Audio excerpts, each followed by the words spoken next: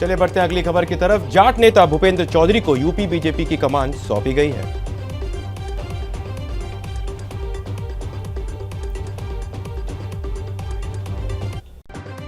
ABP news की खबर पर मुहर लगी है। कल ही शाम हमने सबसे पहले बताया था कि बीजेपी यूपी में मंत्री भूपेंद्र चौधरी को अध्यक्ष बना सकती है और आज पार्टी ने इसका ऐलान कर दिया।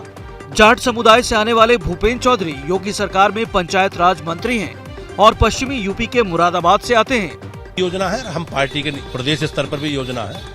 हमने आपने देखा उन 16 सीटों में 2 सीटें हम जीते हैं, रामपुर और आजमगढ़।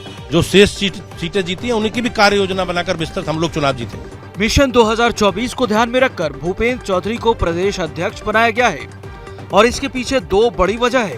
पहली वजह है पश्चिमी यूपी की लोकसभा सीटों पर परचम लहराना और दूसरी वजह किसान आंदोलन की वजह से नाराज चल रहे जाटों को फिर से अपने पाले में लाना। दिल्ली में शराब नीति को लेकर चल रही सियासी लड़ाई राजघाट तक पहुंच गई है। बीजेपी पर विधायकों की खरीद फरोख्त का आरोप लगाने के बाद आप अपने विधायकों की परेड करवाकर शक्ति प्रदर्शन कर रही है। पहले सीएम केजरीवाल के घर आपकी बैठक बुलाई गई, जिसमें कुछ कुर्सियां खाली रह गई, तो आपने बीजेपी पर खरीद फरोख्त का आरोप लगाना शुरू कर दिया। लेकिन जैसे ही आपके बाकी विधायक बैठक में पहुंचे तो आपने यू टर्न भी मार लिया। इस बैठक के बाद आपके मुखिया और दिल्ली के मुख्यमंत्री अपने विधायकों के साथ राजघाट पहुंचे। महात्मा गांधी की समाधि के सामने बैठकर आप विधायकों ने एकजुटता दिखाई।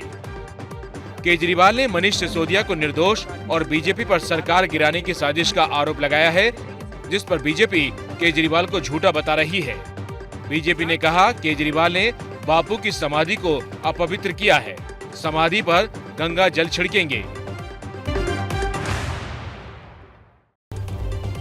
विधायकों की खरीद फरोख्त को लेकर बीजेपी और आम आदमी पार्टी के बीच जुबानी जंग तेज हो गई। दिल्ली में शराब और सरकार को लेकर बीजेपी और आम आदमी पार्टी में चौतरफा जंग चल रही है।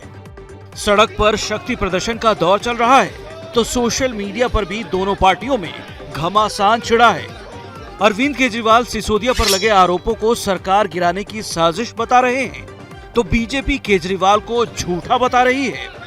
40 एमएलए तोड़ के सरकार गिराने का इनका टारगेट है, पर मैं दिल्ली की जनता को कहना चाहता हूं कि आपने एक कट्टर ईमानदार पार्टी को वोट दिया है। हम कट जाएंगे, देश के साथ दगा नहीं करेंगे, जनता के साथ हम दगा नहीं करेंगे। कोई ऐसा झूठ नहीं बोलता, बच्चों की कसम खा लेता है, बस जो है अन्ना जी को धोखा दे देता है, गाड़ी बंगला सिक्योरिटी ले लेता है। तो वो पूछते हैं विकास तो कराता है ना, विकास को डेवलपमेंट तो करा रहे हैं। हाँ करा रहे, अपने घर में सरकारी घर में 21 करोड़ का स्विमिंग पूल बना रहे। आप ऑफर देने वाले नेता के नाम का खुलासा नहीं कर रही है, लेकिन अपने आरोपों पर बीजेपी की जांच की मांग जरूर कर रही है।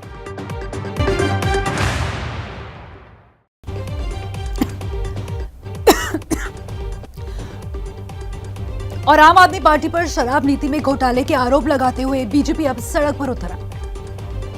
केजरीवाल हाय हाय हाय हाय हाय, गली गली में शोर है, मनीष सिसोदिया चोर है। हाथ में बीजेपी का झंडा और जुबा पर केजरीवाल विरोधी नारों के साथ बीजेपी कार्यकर्ताओं ने दिल्ली की सड़कों पर आपके खिलाफ मोर्चा खोला।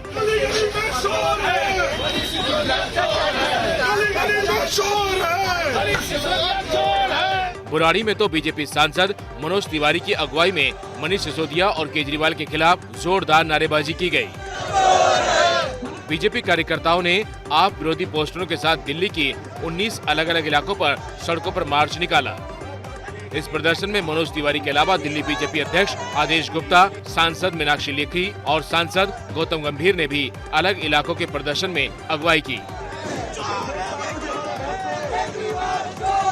आपके कुकर्म आपकी सरकार तोड़ेंगे, हमें कोई जरूरत नहीं आपकी सरकार तोड़ने की, और आपके लोग उस कैटेगरी में आपको समझने की भी जरूरत नहीं है। और पेगासस जासूसी कांड की रिपोर्ट के बाद बीजेपी मांग कर रही है कि राहुल गांधी माफी मांगे। पेगासस जासूसी कांड पर सुप्रीम कोर्ट के एक्सपर्ट कमेटी की रिपोर्ट सामने आने के बाद बीजेपी हमलावर हो गई है। बात नहीं किया था इन लोगों ने, जिस पर इतना तूफान खड़ा किया गया देश भर में कि भारत में जनता की प्राइवेसी को नुकसान बताया जा रहा है, इंस्टीट्यूशंस को कॉम्प्रोमाइज किया जा रहा है, प्रधानमंत्री अपने पार्टी के अंदर पेगासस के द्वारा सर्वेलेंस करा रहे हैं, विपक्षियों का करा रहे हैं, पूर्व प्रधानमंत्रियों का करा रहे हैं, आरोप शुरू हो गया। तो क्या आज कांग्रेस पार्टी माफी मांगेगी? क्या राहुल गांधी माफी मांगेंगे? ये हैं बड़े सवाल। बता दें कि कांग्रेस ने केंद्र सरकार पर पेगासस के जरिए देश के प्रतिष्ठित लोगों की जासूसी करवाने का आरोप लगाया था, जिसके बाद मामला सुप्रीम कोर्ट तक पहुंच गया था। मामले पर साल 2021 में सुप्रीम कोर्ट ने एक्सपर्ट कमेटी बनाई थी। कमेटी ने जांच के बाद अब अपनी रिपोर्ट सुप्रीम कोर्ट को सौंप दी है। इस रिपोर्ट में कहा गया है कि उसे स्पाईवेयर के इस्तेमाल के पुख्ता सबूत नहीं मिले हैं।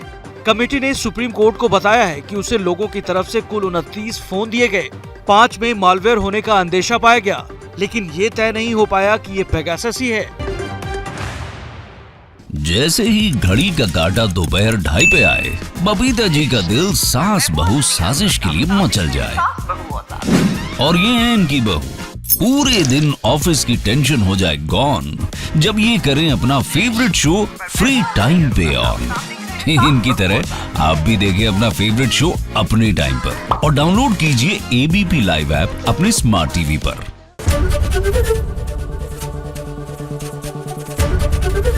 एबीपी न्यूज आपको रखे आगे।